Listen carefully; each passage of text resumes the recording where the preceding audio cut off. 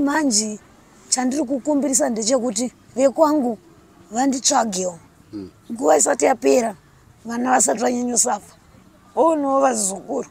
Oonowo inini vai. Tired of this. Very tired of this. Very tired.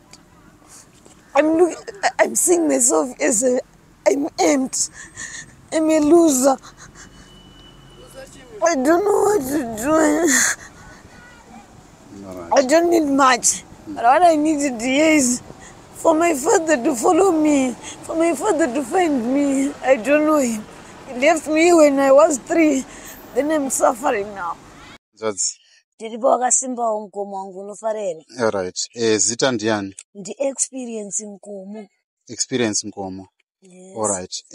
Wane makore mangani uchigara panapa? Inini ndane nguva yakati but zvemamanzi I doubt kuti ndinyatsoziva. Nyaya iripo ndeyekuti ndakabva kubhindura. All right. Ndabva kubhindura mama wangu vafa. Hama dzamama wangu dzakatanga kungondikandirana, mumwe andipasa uko, mumwe andipasa uko, mumwe andipasa uko. Then vachindipasa kudaro ndakaona semunhu akura watoo nevaniwo vatatu. Ndimboendawo kuHarare ndimbonotsvagawo. Ndakatanga kusvika kunopindira mubhawa. Okay. Ndapinda mubhawa. Ndakabva ndazowanawo murume wechikuru wekuti ndaigara naye. Ndichigara naye ndaindoti ndakanoita nhumbu dzangu kwandadziita. Ndaiuya ndichimuudza but anondigamuchira. Aindigamuchira. Echindigamuchira kudaro pakubva kwangu pakuzouya kuno kunamba 7 ground kuno.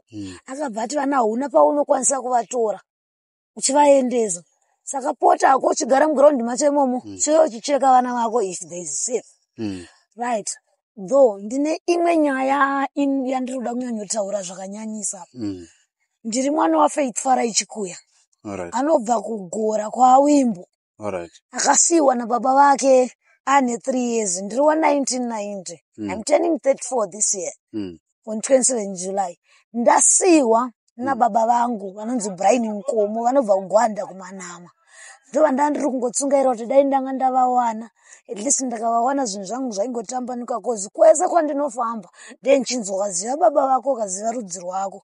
Upenyu hwako hunoenda kumberi. Ndinonzi experience Nkomo. Ndiri mwana waFaith Farai Chikuya wekumadziva kugora kwaWimbo. Kunonzi kwaEkenia Makamba. All right. Ndo that much. All right. Okay. Right. Zvimwe zvacho kana pane vari kunyatsotozivawo kuti nditoriwo mudzinza ravo, ndiriwo mhuri yavo. Ndokumbirawo kuti vafone panhamba dzandichaisa. Vakafona ipapo, at least vanondikwanisa kundibatsirawo ndondibatsirikane. Kozi pandiri ndiri kungotenderera. Mama kubva pavakafa, ndiri kungorarama life yekutenderera. Ndakapinda mubhawa, ndakashayiwawo, ndadzoka muground number 7. I'm a street kid. I'm a street woman. Okay. Right. Shungu dzangu dzanziri pakuti vana vangu vaonewo sekuru vavo. Nyange zvazvo vakanganwa gogo through kuti she passed out. She passed away. Okay. Shungu dzangu dzanga dzidze kuti vana vanguwo vazivewo sekuru vavo. Ndobva kuGwanda kunonzi kuManama. Baba vangu vanonzi Brian Nkomo. Okay. Vanobvawo semu kuManama kwakare ikoko. All right. Makambo vatsvaga here makora? Ndakambotsvaga mukoma. Ndatsvaga ndiri form 5. Ndichibva ndanyorera handina reply. All right. Ngari pamwe matsamba. Pandandiri form 5 that was 2009. All right. 2009.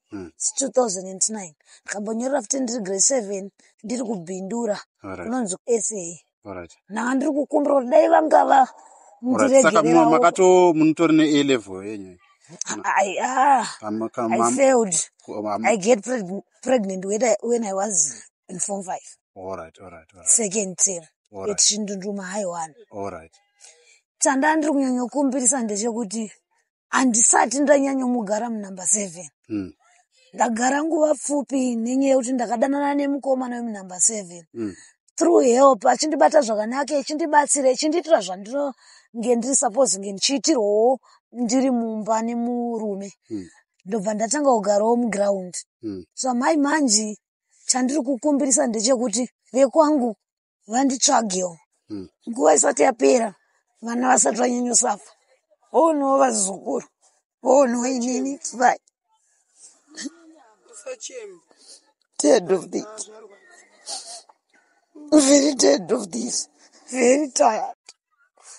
I'm seeing myself as I'm empty. I'm a loser. I don't know what to do. All right. I don't need much. But what I needed here is for my father to follow me, for my father to find me. I don't know him. He left me when I was 3. Then I'm suffering now. Why? Mosha ya mai vangu inotongerwa inini. Chakatadza mai vangu inini ndinokwana papi. Kana vakatadzirana vega kwenyini vanonditsveterei.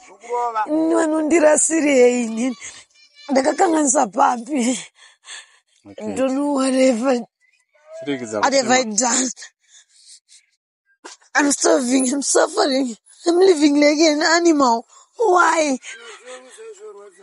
Why? Sorry, thanks. All right, Anjali. Saka number dzekuti tokubatai okay, 0776 90 73 49 all right. or 0776 90 72 00. All right. All right. Please help us. Help us. Help is what ndibatsirei. At least ndinokura brain. Apa ndodhakwa ndinoputa. Nyatwa mundakanwa ndakaputa. Ndinozvikangano zvakawanda zvakaoma zvimandiri. But isiri your vision yangu. Isiri zvandoshuwira in life. I need help. Okay. I need help. A very big help. Okay. Ndisati ndaenda kumberi, ndisati ndaenda kure, ndisati ndaparara brain.